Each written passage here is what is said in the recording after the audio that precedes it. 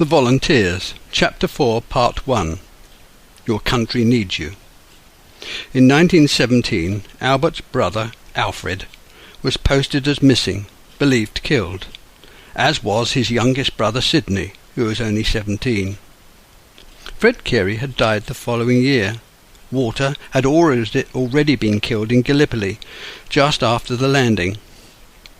Martha, their mother, despaired and vowed never to come out of mourning, wearing each of her son's medals in turn each Sunday.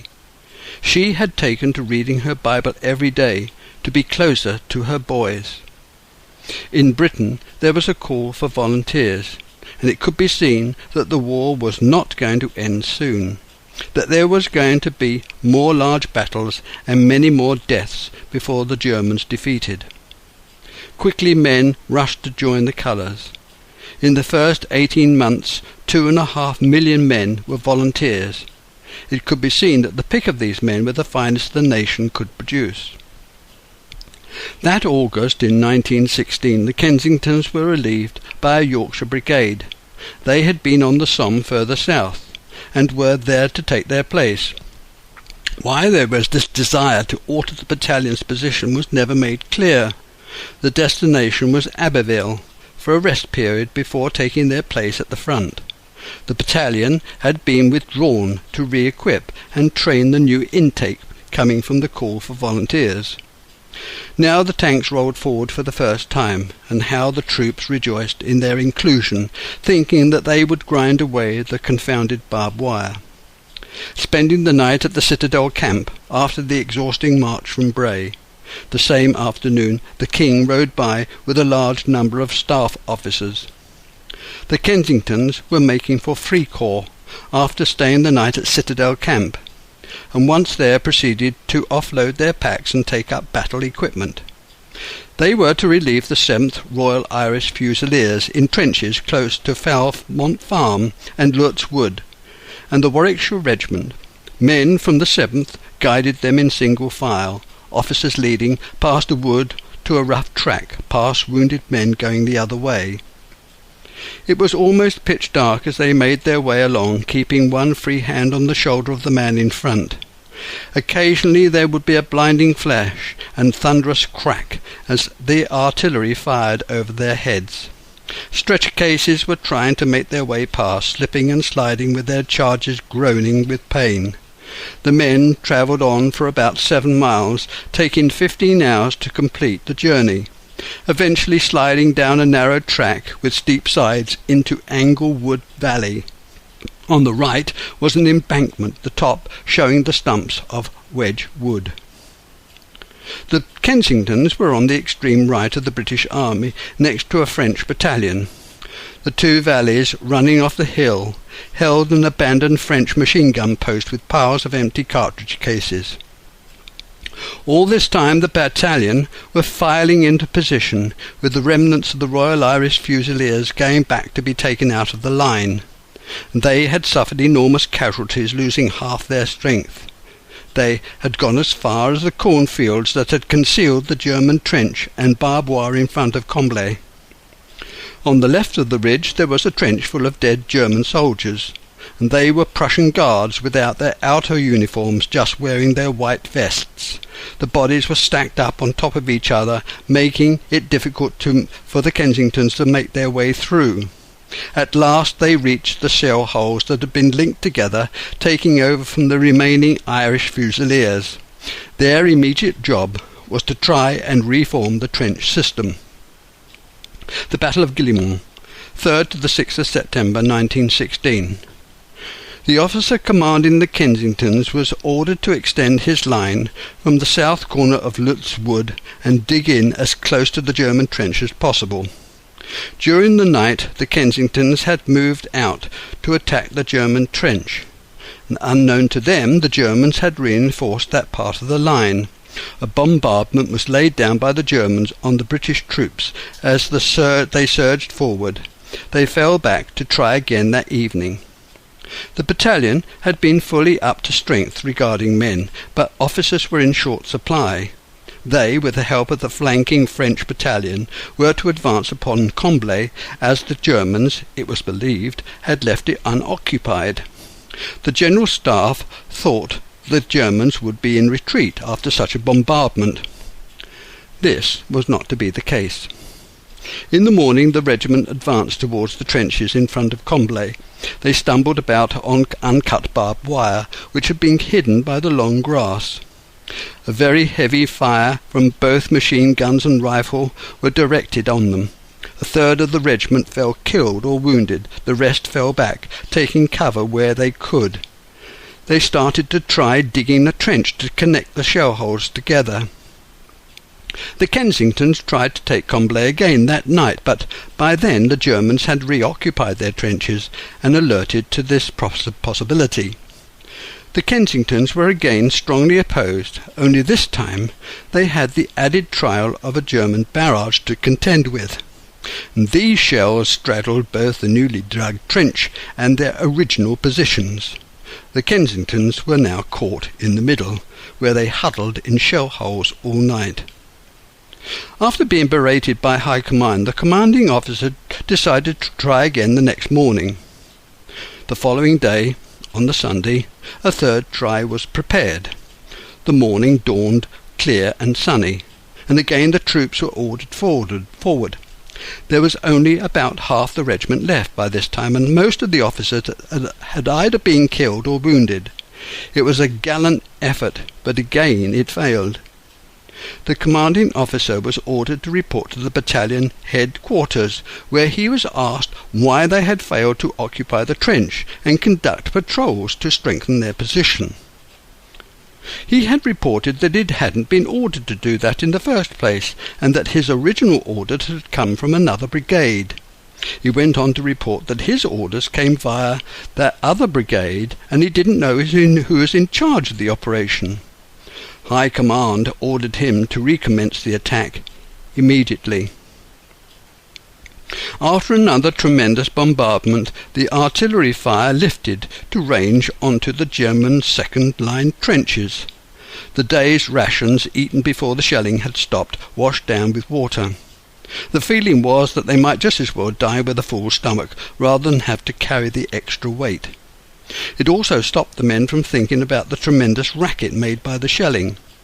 Many were feeling quite petrified, although there was nothing one could do to relieve the tension. Cigarettes were passed round and lit. It was clear that if one talked continuously, it made waiting that much easier. The conversations were about nothing particular, just idle chatter. Overhead, the Germans had raised balloons to observe the fall of shot. The Royal Flying Corps were up taking pot shots of the balloons to try and bring them down, and some companies had moved forward into no man's land. My father and his company climbed over the parapet and went towards the German lines. There was a great deal of other fellows lying about dead from the day before, and by moving rapidly they reached the German trenches. There wasn't anyone about. It was not realized by the Allies how complicated and well constructed the German positions were. The Germans were below ground, in deep dugouts. Shortly afterwards the German machine guns went into action. They had been hiding in their deep bunkers perfectly safe, and as soon as the British shelling had stopped to allow their troops to move forward, they popped, their guns pulled up on ropes. The trenches had been prepared to take the machine guns, to give them fixed lines that covered their front. They continuously fired their guns, putting down a carpet of fire, mowing everyone down. My father found he was the only one standing up. Either everyone else was dead or wounded, or hiding in shell holes. He immediately jumped into a shell hole, where he found a few others who had survived. There they stayed whilst the machine gun continued to blast away, and eventually the fire lifted, and my father and his companions found that they were up against the German trench parapet. Organising an advance, he led his few men into the German trenches again, only this time they knew they had to eliminate the Germans in their deep bunkers, which they did with grenades. This battle continued long after it was realised it was a hopeless cause. Urged to maintain pressure on the Germans to relieve the French at Verdun, these battles continued well into November. The ground resembled the imagined landscape of the moon. It was a shocking wilderness of mud, shell holes, flooded trenches and parts of bodies lying amongst discarded equipment. 4.5 months of turmoil had resulted in an advance of only 5 miles. Both sides had lost nearly 500,000 men each. The Kensingtons were drawn back from the front to rest shortly afterwards. Battle of Arras, the 9th of April to the 20th of May, 1917. All through that winter of 1916, after the battles on the Somme, the weather had been awful, with wind-driven sleet and snow. But the Allies kept up the pressure. Plans were afoot to restart the attacks on the front. The Kensingtons were directed to take up quarters not far from the station of Rue du Samon. All the houses adjacent to the station had their cellars linked together, and these quarters had been occupied by each army in turn, as the battles had seesawed backwards and forwards. The men were detailed off, sleeping on all the floors of each of the houses that were still standing. The battalion was taken out of the line, and the majority of men were found room in the Schramm barracks. The whole place was crowded with troops from Canada and South Africa. On the 9th of April there was launched, on a front of 14 miles, the Battle of Arras. The most important feature was Vimy Ridge, which stands 2 or 3 miles to the north of Arras. The men still had to put up with the atrocious weather conditions, and when the battle commenced on Easter Monday, there was a strong southwesterly squall of rain and sleet and even snow flurries, hampering the build-up in the front lines. As usual, there were some successes, but the bad weather played a part in stopping observation by the Royal Flying Corps to give the fall of shot. A week later there was launched to the south an offensive by General Nivelle, who had prophesied would be a day of glory for France. It turned out to be one of appalling disaster, partly because the Germans had acquired the plans for the French attack. The French were soundly beaten and broken. They were on their knees. The failure by the French meant the British had not only to withstand their own pressure received from the Germans, but push forward with even greater force to take some of the pressure off the French. General Haig had to continue the battle longer than he wanted to, and it was during that week that the United States entered the war against Germany. Towards the end of April in 1917, Douglas Haig completed his plans for the campaign in Flanders, something he had always wanted to do, but was dissuaded by Nivelle. Over the next 3 weeks, the already tired troops were told to keep up the pressure and go on the attack, and during May these attacks failed at Cambrai. The Kensington Battalion stayed on the Arras front for over 2 months, not always at the same sector, for they were occasionally rested to return to some other position. The battalion took up residence of some of the villages behind the line, and afterwards returned to Beaurain in reserve. There the men helped construct a new camp using corrugated iron. And then still the weather was awful, raining continuously. The Third Battle of Scarpe on the 3rd of May to the 7th of June, 1917. On the 3rd of May the British Army made a gallant attack at 3:45 in the morning on the Hindenburg line along a front of 16 miles. The most formidable was the section around Millencourt, 10 or so miles to the southeast of Arras. They broke through in many places, but their successes were short-lived because the enemy threw in a series of counterattacks. There they took place what was known as the Third Battle of the Scarpe.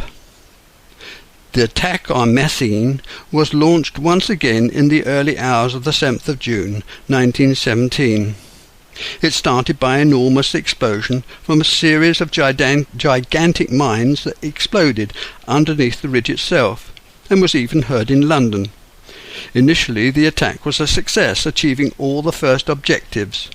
Unfortunately, Douglas Haig was asked to attend a meeting with the politicians in London, and these meetings lasted 6 weeks. During this time, the weather was at its best. The moment was lost. Impetus drained away. The storming of the ridge at Messines and the opening of the larger offensive cost the British troops dearly. First Battle of Passchendaele on the 15th of July, 1917. By the time that Douglas Haig returned from England, the Germans had found some reserves, even thinning out troops in the front line opposite the French, who were in no position to take advantage of it. At the end of June there was launched a series of separate attacks made by the British Army. The culmination is recorded under a number of titles. The Third Battle of Ypres. It was the start to total misery. The British command attacked the Imperial German army. The object was to seize the village of Passchendaele, and as a secondary motive to deny the Germans the better defended ridge and to take some of the strain off the French at Verdun, who were having morale problems. And it was also to deflect German submarine campaign and to hinder the German bombers' offensive on mainland England. The picture facing the British was one of a low-lying ridge that gave the defending enemy better observation of the plain. This the British observed from a naturally swampy plain without any redeeming features. The farmland had been criss-crossed with drains and ditches, seeking natural water escapes for the water, and these watercourses had been blasted away over the previous months, that not only upset the natural flow of water, but redirected the storm water. That summer the weather had been unusually wet. The Germans, in their organised manner, had prepared on the ridge deep fortifications, blockhouses, pillboxes and defensive positions, with linking defile trenches protected by staked barbed wire, all covered against inflating fire. These defended positions formed 4 lines, facing the British, and a further line on the reverse slope. Adopting their newly devised plan of lightly defending the forward positions, keeping the body of their troops below ground in deep shelters, and retaining reserves in counter-attacking positions, they awaited the battle. The manner of defence was replicated at both the villages of Messines and Witchard. For 2 years the British miners had been tunnelling under the ridge, constructing 21 mines, at which 2 failed to detonate. The other 19 were fired at 4 o'clock in the morning. The Germans knew this was going on, but not the scale of or the exact whereabouts. The massive explosion destroyed part of the German front line and support positions. The attack on Messines was commanded by General Sir Hubert Plumer, leading the British Second Army of 9 infantry divisions from the 10th, 9th and the 2nd Anzac Corps. Plumer had his orders extended to cover the first line, the second, the villages of Witchard, and the reverse slope position, an advance of nearly 2 miles. He deployed massed artillery pieces whose job it was to saturate the German lines to be taken and return the fire to eliminate German artillery positions. The creeping barrage was followed up by tanks and infantry who achieved their aim, the village of Messines, in the first phase, an hour after the explosion. The second phase, the village of Witchard, fell 2 hours after that. This June offensive was a success, achieving its objectives with fewer casualties than expected. To consolidate the newly won positions and to plan the next advance took 6 weeks, and during this delay the Germans improved their defences by installing another strategic defence line to the south and a further one on the reverse slope. The existing machine gun emplacements were resisted to take regard of the new extra defence line. The battle started about the middle of July, led by General Sir Herbert Gough. Its task was to take the Guervert Plateau, which was preceded by a 4-day bombardment. The Germans, knowing that this probably heralded an attack, moved more troops to the defence. Appreciating the significance of the prolonged barrage, they prepared their new offensive weapon, mustard gas. Battle of the Pickham Ridge, July 1917. After the bombardment, the British attacked forced their way up the slight ridge, gaining over a mile. The British were learning the hard way that it's better to plan carefully to achieve a limited objective and then to defend it. The artillery also responded to the counter-battery with more precision, knowing the Germans would follow up the attack to expel the invaders. In July 1917, the battalion entrained at Millencourt to be deposited at Saint-Omer, there to march to the villages of Hull and Moule to be got ready for the next battle. It was the most wonderful weather. The countryside had never looked better, and the river sparkled. If there was anything which put everyone in good spirits, it was the sun, allowing everyone to wash and launder their clothes. But it wasn't for long before they had to take an old grey-painted London bus to Abbeville, and onwards to take part in the Third Battle of Ypres. The journey was filled with singing and shouting men, as they journeyed along the country roads past woods, meadows and fields of hay. They reached the village on the Franco-Belgian border, and then fell in to be marched to Steenvoorde. The villages didn't look particularly inviting, and marching along feeling quite jolly, arrived at Micmac Camp, close to Diekbush, there being several Nissen huts. Now they were in the battle zone, where the roads and fields were pockmarked with shell holes filled with water. The village of Ouderdom was only a mile or so away. They continued marching, getting nearer and nearer to the sounds of battle, and at last, entering the village, were directed to a disused brewery. There was no singing now, only a grim, deadly look of resignation. Everyone quietened down, knowing that shortly they were going up to the front, and after staying in the village for a few days, they set off again towards Ypres.